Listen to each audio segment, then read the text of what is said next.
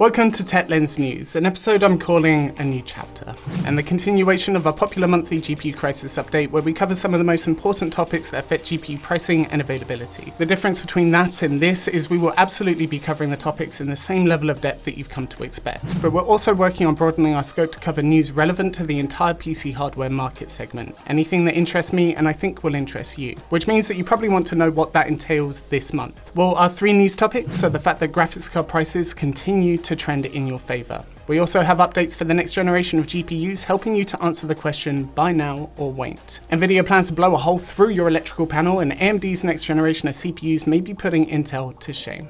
Then we're going to make sure that crypto pricing isn't coming back to bite us with a vengeance, double check that used market trends are reflective of the current situation, and also suggest a couple of GPUs for those of you that are in need today, either as an endgame GPU or a stopgap for the next generation. Otherwise, tech news for May 2022? Let me explain. So, news topic number 1 of 3. Nvidia's next generation top tier GPUs are potentially not compatible with your house?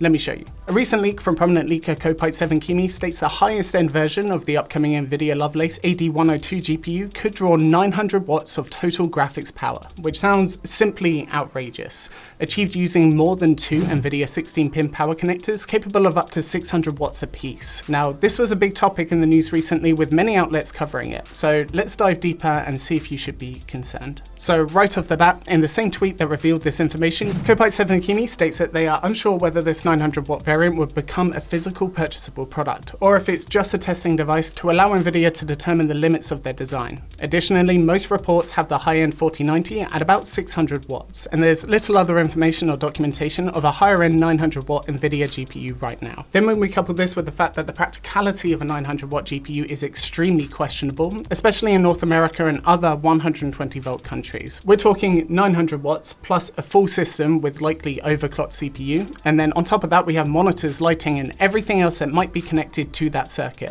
It's going to get dangerously close to overloading a standard 120 volt 15 amp circuit used in many countries around the world. So although it's unlikely that we'll see a GPU with that kind of power consumption hit the market, we can't rule out the possibility of a 900 watt 4090 Ti or Titan variant down the line.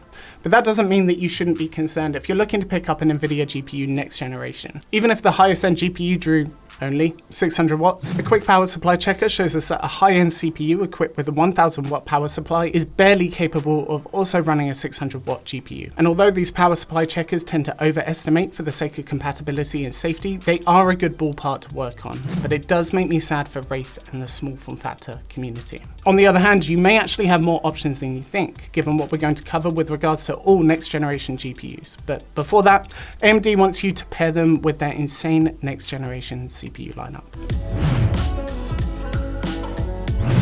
More information has been released about AMD's next generation Raphael CPUs with their funky looking heat spreaders, set to release in the second half of this year. And while writing this script, I realized just how much AMD continued to mess up the marketing on this.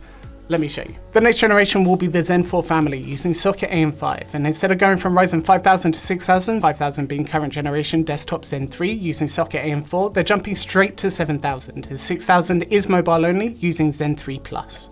You with me so far? Good, because if you go back one more generation and add APUs, it gets so much worse. Well done, AMD. Anyway, the mess of the marketing merry-go-round aside, the new AM4 chips will be built on TSMC's 5nm process and becomes the first mainstream AMD desktop CPUs to use an LGA design since, well, TR4 was HEDT and Socket F was server, so I guess ever. But the good news is that your AM4 cooler should still be compatible, but you may need an AM5 conversion kit. And when it comes to performance, TSMC state that their 5nm process, which is what AMD's generation will be made from, offer a 30% performance reduction or a 15% performance improvement, with a 1.8 times increase in density compared to their 7nm process. This means that clock for clock, the new Ryzen 7000 chips are, as we would expect, both more powerful and more power efficient compared to Ryzen 5000 CPUs, which is pretty typical for a node shrink. But AMD have stated that they've gotten their Zen 4 architecture up to 5 GHz all cores, which is a great clock speed increase too, and demonstrated it using Halo Infinite.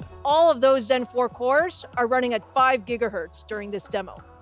You can see beautiful gameplay at very high frame rates.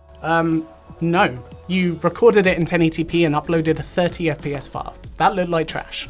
But putting another marketing issue aside, I'm sure the game was amazing to play, and 5 GHz is an incredible feat that will absolutely have Intel worried, as clocks is kind of their main selling point right now. Plus, AMD will also be matching Intel for feature parity, including PCI Express 5.0 and DDR5 support. So of course I'll keep a close eye on this for you, but I can't wait to see how this compares to Intel's 13th gen Raptor Lake. But now for our deeper topic, before we take a look at the real world data.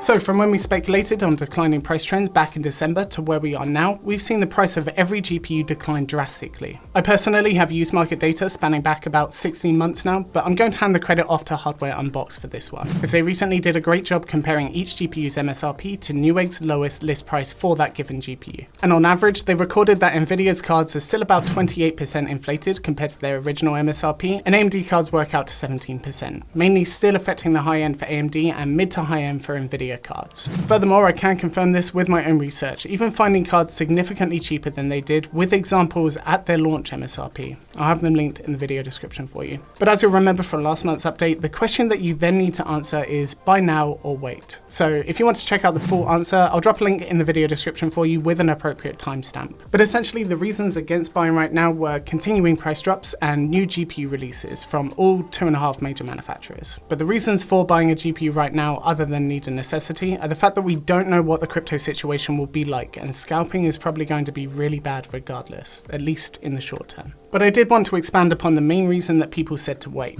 The next generation of graphics cards are releasing soon, and the generational performance is meant to be outstanding, which as far as we know is accurate. But it doesn't paint the full picture of the release timelines and the market situation, so depending on who you are, this is either fantastic advice or pretty damaging. So the best way for me to explain this is by giving you a high-level overview of what we know about the release date, the pricing, and the performance of every next generation GPU from each vendor, and relate them back to you as an individual.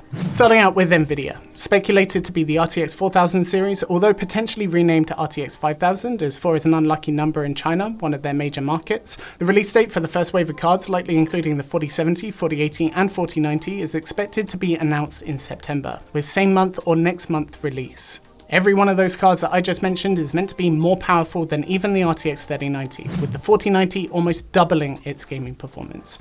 But depending on who you believe, pricing is either meant to stay the same as the current generation, which I think is very unlikely, or increase by up to about 20 to 30%. Oh, and you may need a beefy power supply upgrade. As for AMD, the next generation is the RX 7000 series, with the first wave to include the 7900 XT, also set to release in Q4 this year, but expected after Nvidia's. Then followed up with the 7800 XT, the first half of 2023, and the rest to follow. Although the latest reports state that the core count of their top-end cards has been reduced, their performance is still speculated to be better than Nvidia's next generation, while requiring significantly less power. But with a new multi-chip module design on their high-end cards, it wouldn't surprise me if the price reflected what I imagine to be a significant R&D feat for this generation. For Intel, the most recent update has a limited edition graphics card set to release in summer 2022. It's mostly believed that this will at least be the high-end A780 version that has a performance target of roughly an RTX 3060 Ti.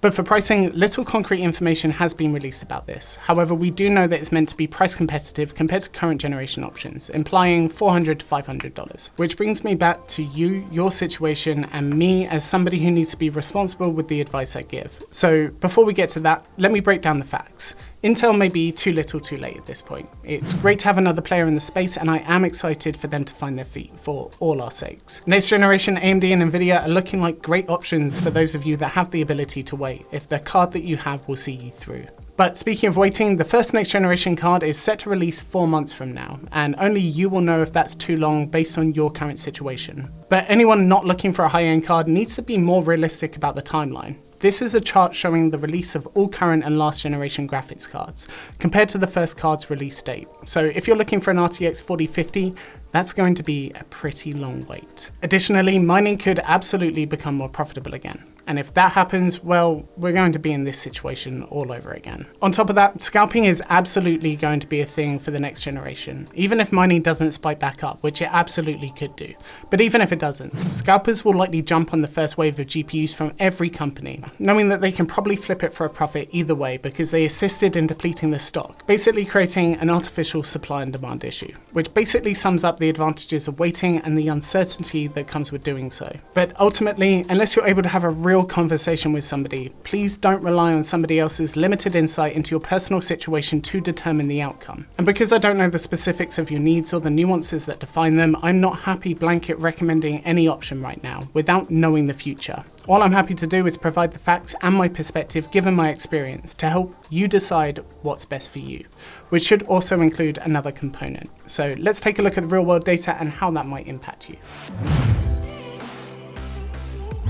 Well, fortunately for gamers, we have seen both Ethereum and Bitcoin settle down in April after a sharp increase the month before. Bitcoin is down about $8,300 or just under 18%, now sat at $38,142.80. And Ethereum is also down about $700 or just over 20%, now sat at $2,805.75. We obviously track Ethereum pricing because it's the most profitable and most common coin to mine on a GPU right now. And Bitcoin is a good indication of how other coins are doing. And if Ethereum especially continues to become less and less profitable, which we can confirm using our profitability calculation right here, this is only good news for gamers, as miners become less interested in the prospect of investing as the market continues to trend downwards. Speaking of, we can normally see that in the used market, which is typically a month behind, so let's take a look.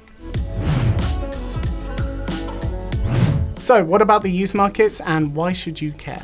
When we take a look at every single RTX 3000 and RX 6000 GPU sold on eBay for the month of April, it shows even more good news compared to last month. This is the 4th consecutive month of consistent price drops across the board, likely because of scalping and mining becoming more and more risky to invest into. So what I'll do is put the data on screen for you now while I talk to you about the biggest drops and the highlights in the lineup. The average RTX 3000 series GPU dropped in final sale price by 16.67%. for the month of April. An RX 6000 series dropped by an average of 15.67%, a 4-month streak in reduction for RTX 3000 and 5-month streak for RX 6000. RTX 3000's biggest price drops once again came from the high end, the 3090 Ti and 3080 12GB at 31.13% and 28.85% respectively. But every single RTX 3000 GPU dropped in price by at least 8% compared to last month. However, RX 6000 is stacked pretty evenly across the board, between 9.48 to 16.8%, other than the 6500 XT that is, which was dramatically lower than the rest at 2.56%. In terms of recommendations, the RTX 3070 Ti is still looking like a pretty logical choice this month for gamers. At $7 less than a 3070, that is not just free performance, that is being paid for it.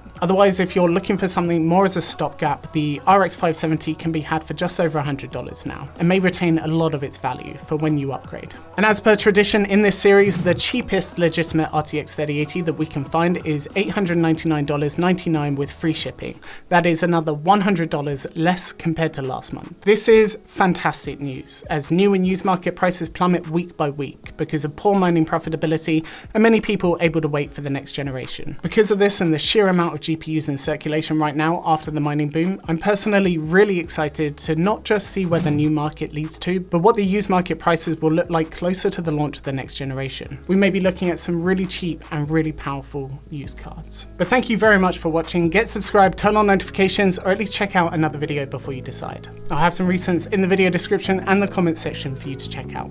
Otherwise guys, a like is always appreciated, and I hope you have an amazing day.